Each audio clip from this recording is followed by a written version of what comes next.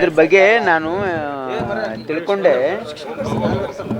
High court ಏನು ಹೇಳಿದೆ ಅದು ನೆಕ್ಸ್ಟ್ ಹಿಯರಿಂಗ್ ತನಕ ಸ್ಟೇ ಇದೆ ಅಷ್ಟೇ. ಅದು ಡೀಟೇಲ್ಸನ್ನು ಅವ್ರು ಇನ್ನೂ ನಾವು ಸಬ್ಮಿಟ್ ಮಾಡೋಕ್ಕೆ ಹೇಳಿದ್ದಾರೆ, ಅಬ್ಜೆಕ್ಷನ್ ಫೈಲ್ ಮಾಡ್ಲಿಕ್ಕೆ ಹೇಳಿದ್ದಾರೆ. ಹಾಗಾಗಿ ಅವ್ರು ಒಂದು ವಾರ ಅಂದರೆ ನೆಕ್ಸ್ಟ್ ಹಿಯರಿಂಗ್ ತನಕ ಸ್ಟೇ ಇದೆ. ಅದಾದಮೇಲೆ ನಮ್ಮ ಅಡ್ವೊಕೇಟ್ಸು ಅದನ್ನು ಆರ್ಗ್ಯುಮೆಂಟ್ ಮಾಡಿ ನಮ್ಮದೇನು ಸ್ಟ್ಯಾಂಡ್ ಇದೆ ಸರ್ಕಾರದ್ದು ನೋಡಿ, ಭಾಳ ಸ್ಪಷ್ಟವಾಗಿ ಹೇಳ್ತಾ ಇದ್ದೀನಿ ನಾನು.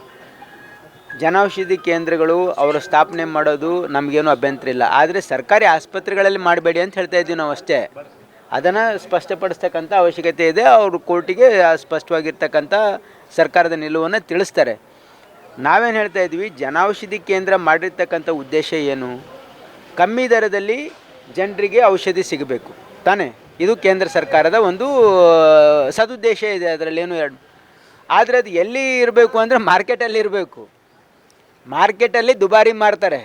ಉತ್ತರ ಕರ್ನಾಟಕ ನ್ಯೂಸ್, ಇದು ಕನ್ನಡದ ಉಸಿರು.